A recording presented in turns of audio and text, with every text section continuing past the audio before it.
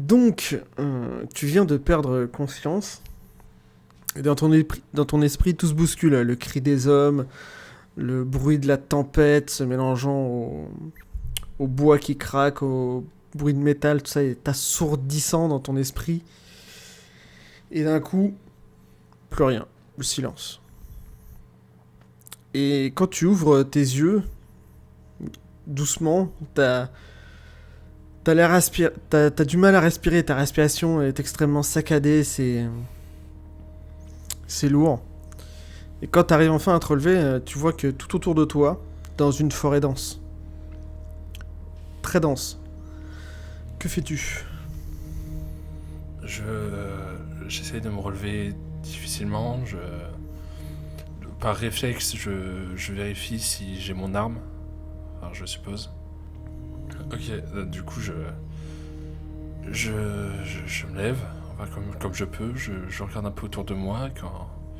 Quand je regarde autour de moi, qu'est-ce que je vois ? Il y a cette forêt dense, mais En fait, c'est une forêt qui est très dense. Tu t'aperçois que quand tu baisses les yeux, tu reconnais un sentier.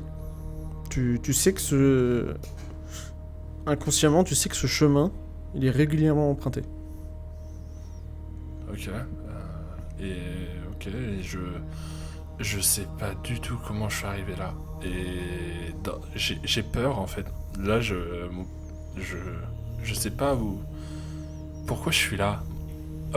Je vais avancer doucement. En fait, je regarde ce que j'ai sur moi, peut-être. Est-ce que j'ai un sac ? Est-ce que j'ai ouais, quoi que ce soit ? sur toi, t'as un sac. C'est vrai que dans ton esprit, il y a tout qui est mélangé. C'est lourd. Tu sais pas ce que tu fais ici. Tu sais pas pourquoi t'étais là. Tu sais pas pourquoi t'étais dans cet état-là. Tu sais que tu as un sac. Dedans, tu as une cape qui est assez sombre, en écaille, avec un symbole représentant un phénix, un phénix, un oiseau rouge dessus. Tu vois à ta ceinture que tu as une lame. Okay. Et pendant que tu es en train de t'affairer un peu à comprendre ce qui se passe, à regarder ce que tu as sur toi comme affaire, tu vois au loin des gens qui s'approchent avec une carriole.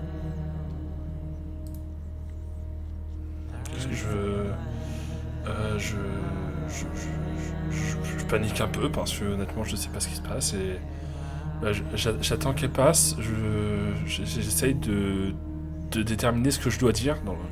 Comment, qu'est-ce que je dis en fait ? Comment je m'appelle ? Je sais même pas. J'ai ce nom qui me revient en tête très très souvent et je suppose que c'est le mien, mais je sais pas. Et donc Eretria, je crois. Et donc tu fais quelque chose, tu veux essayer de te cacher ou... Non, je vais essayer d'aborder ce convoi. Et donc quand t'arrives, tu vois qu'il y a un homme qui marche à côté de la charrette. Et il y a deux hommes qui sont sur cette charrette avec un cheval qui tire cette charrette. Excusez-moi, je suis perdu, vous pourriez m'aider ? Où est-ce qu'on est ? Alors quand t'approches et que tu parles comme ça, il stoppe le chariot et en fait il commence à parler dans une langue que tu ne comprends pas. Okay. Et d'un coup tu as l'homme qui marchait à côté de la carriole qui avance sans... Il voit bien que t'es un peu perdu, mais il avance aussi avec crainte. Il sait pas trop comment il doit danser, tu vois. Il a juste un bâton de marche à la main. Ok, j'essaie de le rassurer, je tends un peu mes mains, je les lève un peu pour... Vu que j'ai une épée à ma ceinture, je lève un peu mes mains. En fait, pour montrer il s'approche en s'aidant de son bâton pour marcher, et en tendant la main vers toi. Et il te dit dans un accent que tu ne reconnais pas. Est-ce que tout va bien ? Qui êtes-vous? Non, je sais pas où je suis. Où est-ce qu'on est? Je suis perdu, je crois. Et je m'appelle Bah, Eritrea, écoutez, calmez-vous. Eritrea, c'est ça? je crois, oui. Écoutez. Et à chaque fois qu'il parle, il a toujours cet accent particulier. Vous êtes dans la forêt de Eiwa, ici. Dans la province de Tokai. Écoutez. Venez.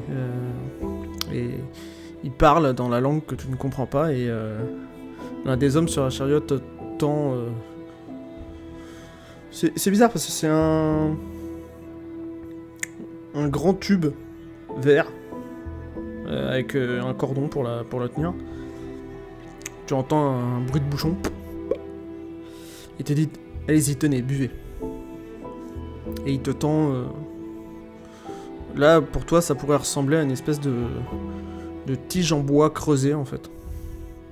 Mais ça ressemble pas à du bois. C'est assez lisse, avec des rainures. Je le prends timidement et je le porte à mon nez déjà pour le sentir. C'est un réflexe. Tu sens rien de particulier de ce que tu peux sentir. Vu que ça n'a pas vraiment d'odeur, ça peut être de l'eau. Dans ce cas-là, je trempe mes lèvres et si c'est de l'eau, j'en bois beaucoup plus. Ok, j'en bois et j'en bois parce que j'ai faim, je sais pas, mais je ouais, bois. T'es pas bien de toute façon là. Je sais pas où corps, je suis, voilà. ni comment ça se fait que je suis arrivé là, mais je sais que j'ai faim et soif.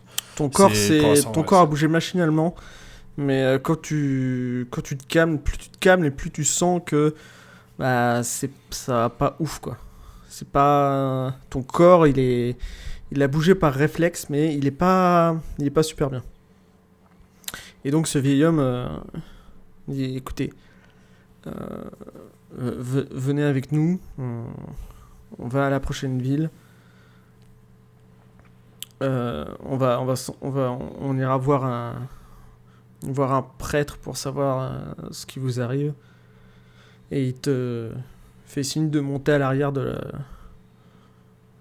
la charrette en fait, qui est pareil, qui est pleine de ces grands bâtons verts coupés, de la même chose dans lequel t'as bu, mais là ils sont extrêmement longs et il y en a quelques-uns dans la charrette. Dans la charrette. Et il reste de l'eau dans ce bâton? Dans celui qu'ils t'ont donné? Oui. Non, c'était l'équivalent d'une petite gourde, donc t'as tout bu. Ok, je leur redonne ce récipient et merci beaucoup. Très bien. Et je me dirige vers la charrette, je monte à bord et puis je m'assois vraiment en tenant un peu les genoux et la tête et je me sens vraiment mal, j'ai mal partout, j'ai l'esprit embrouillé, je sais pas où je suis, où je vais, qui sont ces gens, c'est quoi cette langue. Ouais. Et au fond, j'ai juste peur.